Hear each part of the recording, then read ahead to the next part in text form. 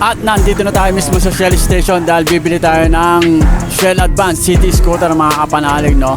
Sa mismong Shell tayo bibili, syempre, para mapatunayan nating legit at hindi tayo fake, no? Ayaw natin ma-fake. Ayan, napakaganda talaga ng Shell Advance Scooter type. Ayan, syempre, kunin natin yung sukli natin kay Kuya, ayan. Mga idol, dito sa Shell. Ayan ha, legit to, legit. Shell Advance tayo bumili.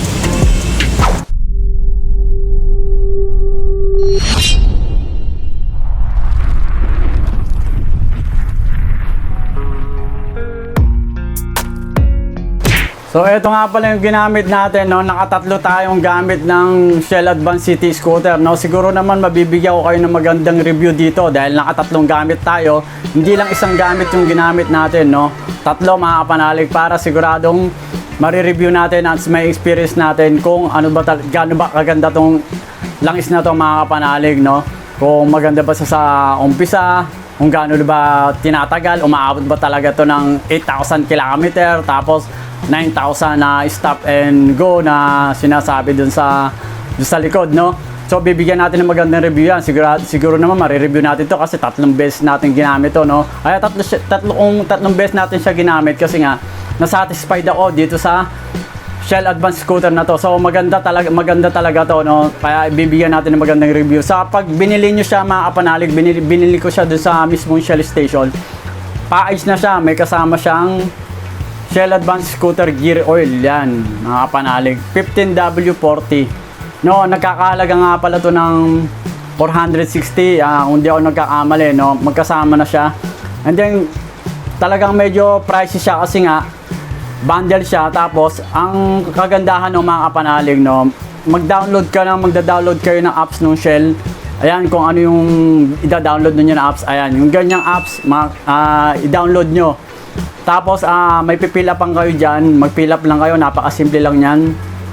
Pag napilapan nyo na, sabihin nyo na doon sa pump attendant, doon sa gasoline boy. And then pag na-approve na kayo, no, bibigyan kayo ng Shell card. Ayan. Shell card dito, pag pinakita nyo to, pag bumili kayo ng mga items ng Shell, yung kahit anong items ng Shell, no, tapos magpagasolina kayo, iaabot nyo to, magkakaroon kayo ng points. Yung points naman, pwede nyo i-convert na may discount dito sa mga product. Yan. Saka, ibili nyo ng gasolina. No, sa 460, may libre na kayo na 50 pesos na gas, na gasolina. Yan, 50 pesos, may libre kayong 50 pesos na gas. Saka, may discount pa kayo na 10%. No, so, umaabot lang siya ng mga 320 something, no? Mura na. Tapos bibili kayo ng ganito, kasama na siya, mga 320, yan, ganyan. Tapos sa online, hindi ko alam kung hindi ako sure sa online kung magkano yung Shell Advance. Iba-iba ang presyo eh, pero may nakita ako doon 300, ganun, parehas rin, no? So kaya bumili ako doon sa Shell, syempre para sigurado tayong legit, no? Na genuine yung mabibili natin, hindi tayo mapipake mga kapanalig, no? Kasi mahirap mapake kasi pag napake ka, kawawa yung makina mo, sa kawawa yung bulsa mo mga kapanalig, na mapapagastos ka, masisira yung loob ng makina mo, no? Kaya doon tayo bibili sa talagang legit, bumibili talaga ako dyan sa mga gas station para hindi tayo mapeke, dahil baka mapeke yung bulsa natin, no? Umiyak tayo mga kapanalig. Ayan, bibili ako, recommended ko talaga, bumili kayo sa mga Shell. Bumabiyahe naman tayo eh, no? Yung may madadaanan kayo dyan, marami dyan mga kapanalig. So kung gusto natin legit, doon tayo sa mismong Shell tayo bibili mga kapanalig, no? Yun yung may advice ko.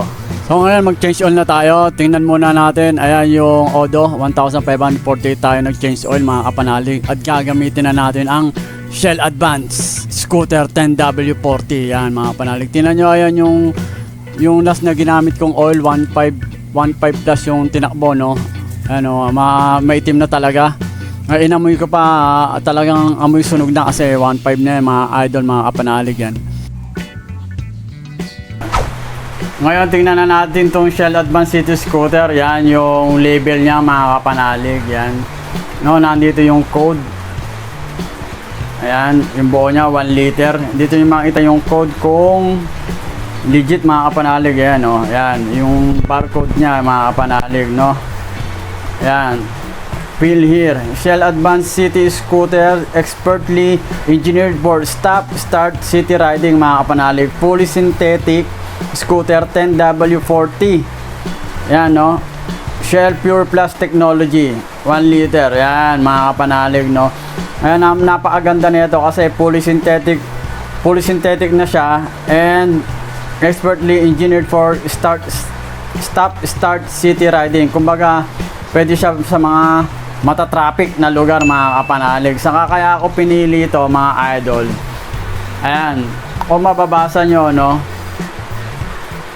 Yan, sinusum na natin. In Shell Advanced City Scooter formulated for optimal performance in city riding, even after 354 stop per day, mga kapanalig, no? 354 daw na beses ka tumigil saka uminto sa marangkada. Yan sa mga traffic, hinto, andar, yan, 354 na beses daw, mga kapanalig. Dun daw to, maganda raw tong langis na to para doon, no, sa mga traffic. Sa Shell Advanced Scooter provides superior wear protection even after 8,000 km, mga idol. Ayan, kung makikita nyo, 8,000 km, mga kapanalig. Ayan, no, 8,000 km over 19,000 stop, no? Kahit 19,000 ka umabot yung stop, no? Ayun daw yung maximum capacity nitong tinatagal nitong langis, mga kapanalig. So ito na yung rate niya, yung Jaso MB. Yan, mga kapanalig, Jaso MB siya, no? Yung rate niya ng grade niya sa API is SP. No, sa mga karaniwang mga langis lang, merong SN, ito SP na, no. Kumbaga mas upgrade na siya or mas level up na binigay ng grade ni API. Yung API kasi, yung American Petroleum Institute, yun yung nagbibigay ng mga grade or nagsusuri talaga kung gaano ka bisa itong langis. Binibigyan nila ng, kumbaga, gaano kataas yung letter na A to Z. Paano yung mas mataas? Siyempre, mas kalidad na yung langis, mga kapanalig. Ito, letter P na, no? Kaya mas kalidad na tong langis na to, mga kapanalig. Sa Jaso na, Jaso MB, yan yung for MB for scooter. Ang Jaso naman, yan yung mga sa Japan technology Japan technology ng nagsusuri ng mga langis, mga engine oil, mga kapanalig. And ito nga pala is manufactured ginawa to sa Bangkok, Thailand, mga idol, no? Yan, mga kapanalig. Itong Shell Advance na to, kaya yung mga nakasulat dyan, yan, hindi natin maintindihan kasi sa Thailand yan, mga kapanalig, no? Yan, hindi ko alam kung ano ba yan, may August 22 August 2025 siguro, I'm not sure, no, na kung yan yung manufacturing date niya. Saka ito yung 22/8/29, I'm not sure, no, kung yan yung expiry date niya, no, mga kapanalig, no. I-search na lang natin uli sa Google, no. Ayan, mga kapanalig, tingnan natin uli. Yan, harap. Ayan, mga kapanalig, yan yung 1 liter na Shell Advanced City Scooter, mga kapanalig. At mag-change on na tayo, gamitin na natin itong si Shell Advance, mga kapanalig, no. Ayan, kung makikita nyo, mga kapanalig, ganito mag-check yung kung legit o original, genuine yung gagamitin yung Shell Advance. Ayan, kita nyo yung barcode, strip here nyo lang, no. Hindi tayo masyado magaling mag-tuklap niya, mga idol. And sa likod mo, kung makikita nyo, no, matutuklap din yan. Makita nyo kung legit yan, may doble yan, may mga nakasulat kung sino yung mga official na distributor sa iba't ibang bansa, mga kapanalig. Yan, mga nakasulat dyan kung saan lugar yan na official distributor ni Shell Advance. Isala na natin tong Shell Advance dito sa Shider, sa NMAX natin. Ayan, kung makikita nyo, no, hindi masyado maganda yung angulo ng ating cameraman. Natatakpan yung langis, no. Yan, mga kapanalig, makita nyo talaga, no, napakalinaw niya. So makita nyo talaga medyo malapot-lapot talaga siya, mga kapanalig, sa mga ginagamit natin, mga ibang langis, mga kapanalig. Ayan, ito makita na yung oil trip natin, no, kung ilang gaano tinakbo, 1548 yan. I-reset na natin to 0 kasi na change oil na natin siya, mga kapanalig. And subukan na natin to, i-start na natin kung maganda ba yung tunog sa makina, mga idol. Pakinggan natin mabuti. Start na natin si Shider. Yeah.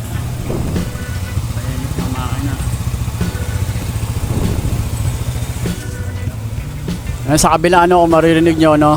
Ayan, napakatahimik, mga idol. Napakaganda ng tunog ng makina natin kay Shell Advance. 2,000 years later. At eto na nga yung pinakaantay natin, no? Nagamit na natin si Shider. Tingnan na natin kung ilan yung tinakbo niya sa loob ng mahigit 2 linggo, mga idol. Yan yung oil trip natin. Ayan, tingnan natin. Yan, umabot siya ng 1,200 plus sa loob ng mahigit 2 linggo, mga kapanalig, na paggamit natin kay Shider.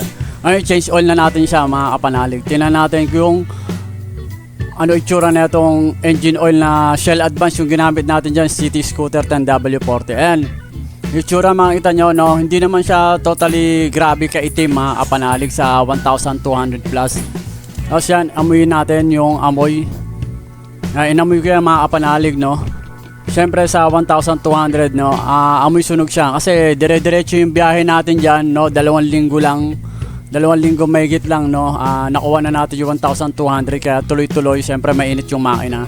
Kaya ngayon, ibibigay ko sa inyo yung pinaka naging experience ko doon. Eto, mula sa 0 km hanggang 1,200 km. Let's go! Bigyan natin ng magandang review tong Shell Advance Scooter. So, eto na nga yung pinakaantay natin, mga kapanalig, no? So, ano ba yung naging experience natin nung unang natin ginamit tong si Shell Advance? Yan, mga kapanalig, no? Yan yung pinakaantay natin na honest review, no? Pagkatapos natin mag-change oil yung pag ginamit na natin to, ano ba yung naging first impression natin dito sa langis na to, mga kapanalig, no? Nung pagka-change oil ko na ito, tapos yung ginamit ko na, nung pinatakbo ko na, mga kapanalig, no, mararamdaman mo talaga yung ganda ng lubrication niya, saka yung compression dun sa loob ng makina. So meron tayong mga ano dyan, yung mga explanation dyan na mararamdaman nyo, no, napakaganda ng lubrication niya. Parang nararamdaman ko, no, sa pagpapatakbo kasi medyo kung maaral kayo doon sa loob ng makina, syempre nag-aaral naman tayo ng auto mechanic, no, mararamdaman mo talaga yung ganda ng lubrication, saka yung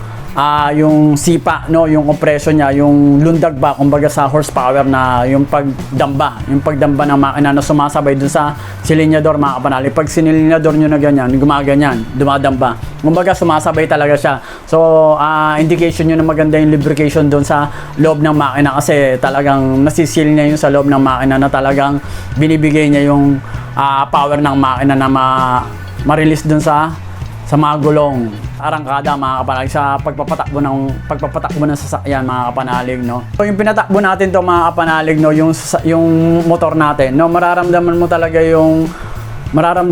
yung compression, sa yung compression niya, medyo makapal. Para sa akin, no, yung viscosity niya, no, medyo makapal.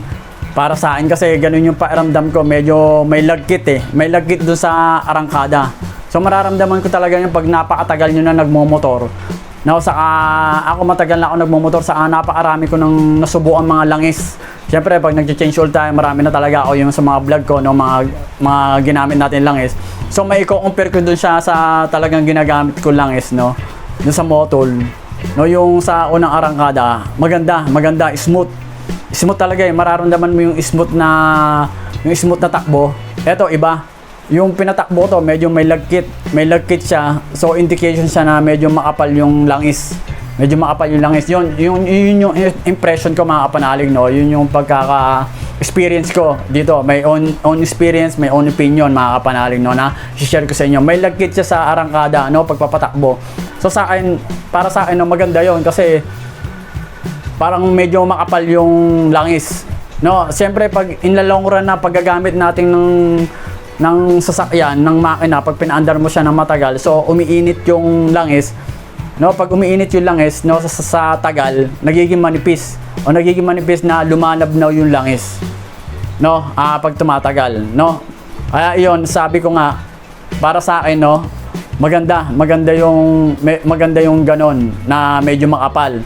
So in the long run, ninipis din yan, gumaganda, i-smooth din yung takbo. So nung pinapatakbo natin to, no, umaabot na siya ng siguro mga half day, no, malayo na, siguro mga 80 kilometer na yung tinatakbo natin, 100 kilometer plus na, no, mararamdaman nyo yung smoothness na yung takbo natin may smooth, pero nandun pa rin yung compression, na maganda pa rin yung compression ng makina, no. Yun talaga yung kinaganda nito mga kapanalig, no. Sa first 0 hanggang 800 kilometer, ang first 0 hanggang 800 kilometer yun, maganda. Yun yung naramdaman ko mga kapanalig, no, yung smoothness, saka yung lagkit talaga na kapal nung langis nito mga kapanalig, no. Yun yung kinaganda niya. And then syempre, sabi ko nga doon sa mga vlog ko habang nagre-review ako nito, mararamdaman nyo talaga yung pagkakaiba na langis pag umabot na siya ng 800 kilometer to 1,000 plus kilometer yung takbo mga kapanalig. Doon na magkakaalaman kung maganda talaga yung langis na to, yung ginagamit natin. No, doon sila nagkakatalo pagdating sa 800 to 1,000 kilometer plus. Kung talagang tumatagal yung mga formulated nila, kung talagang tumatagal yung langis ng kapanalig. So, yun yung first impression ko. Inuulit ko yung first impression ko sa 0 hanggang 800 kilometer. Nauulitin ko po, medyo may lagkit yung takbo. Indication nyo na makapal yung viscosity o makapal yung langis mga kapanalig. And then pagdating mo ng mga 100 plus kilometer na takbo na, syempre ginagamit na, minsan nag-MC taxi ako, yan, kaya tumatakbo tayo maghapon. And then minsan may online si Mrs. No, nagdi-deliver tayo tapos dinidiretso na tayo, minsan naglalala move din tayo mga kapanalig. So na-experience ko yon. 100 plus or 200 kilometer na yung tinatakbo natin na tuloy-tuloy yung takbo natin, kaya nasasabi ko yung ganun takbo mga kapanalig. So pumunta na tayo dun sa 800 kilometer to 1,000 kilometer plus. Etong tinakbo na itong Shell Advance na ito mga kapanalig. Yung naramdaman ko nung mga 800 kilometer na to 1,000 kilometer, so doon na nagkakatalo. So medyo hindi na siya smooth. No, hindi na siya smooth yung takbo niya, mga 1,000, mga 900 kilometer to 1,000 kilometer. No, hindi na ganoon ka yung takbo niya pag sa mainit, no. Medyo hindi na ganoon yung kabisa, no. Kumbaga sa akin, no, on experience, hindi na ganoon siya kabisa mga kapanalig, no.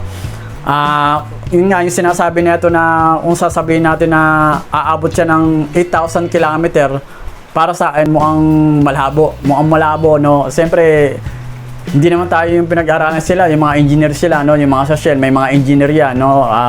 So pinag-aralan nila ng maigi. So sinasabi ko lang sa akin yung may own experience, no, pag umabot na siya ng 1,000, so hindi na siya ganoon ka-smooth.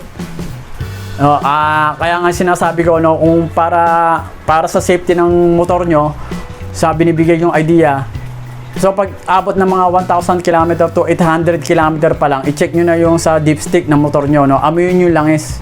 Kung amoy sunog na, no, malalaman nyo kung amoy sunog na yung langis na o na overuse na dahil sa sobrang init sa tagal ng takbo nyo, sa haba ng takbo, sa tagal nyo rin ginagamit, no, masusunog yung langis. Amuyin nyo kung talagang amoy sunog na. And then tingnan nyo yung dipstick. Kung dipstick is yung nagbawas na, no, malalaman nyo naman yung sa dipstick ng langis kung nasa level pa. Kung wala na sa level, i-top up nyo, maganda. Recommended ko talaga na mag-top up kayo ng langis, no, kung wala na sa level, no. Pag pumatak ng mga 500, 600, i-check nyo na. 500, 600, 700 kilometer yung tinakbo ng motor nyo dun sa langis na yon, i-check nyo. Tapos kung wala na sa level, magdagdag kayo hanggang umabot na ng 1,000 to 1,000, yung maximum na sinasabi natin na 1,500 km yung pag-change oil. So sinasabi ko pa rin, mag-stick kayo doon sa 1,000 to 1,500 km lang mag-change oil. So ayun yung masasabi ko, experience ko dito sa Shell Advance. So sana may naibigay ako sa inyong magandang review rito sa Honest Review, kung ano yung naging experience ko rito mga kapanalig, no. So kayo na bahala kung gagamit to. Pero sabi ko nga, napakaganda nito lang nito dun sa first impression ko, no, hanggang 0 hanggang 800 km. Hanggang 900, so maganda siya, no. Siguro kung ginagamit nyo to nung mga dito sa Barabarangay lang, so hindi siya nag-aanong mainit.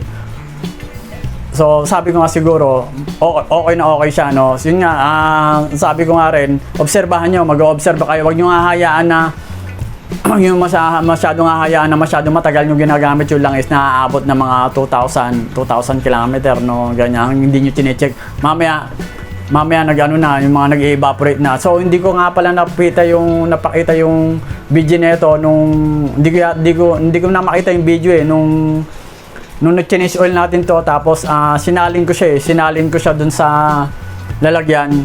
So, nagbawas siya ng mga 100 ml.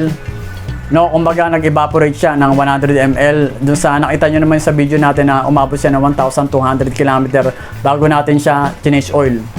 No, mga kapanalig, nagbawas siya ng 100 ml. So, yun yung mabibigay kong honest review dito. Sana may naibigay ako sa inyo magandang review.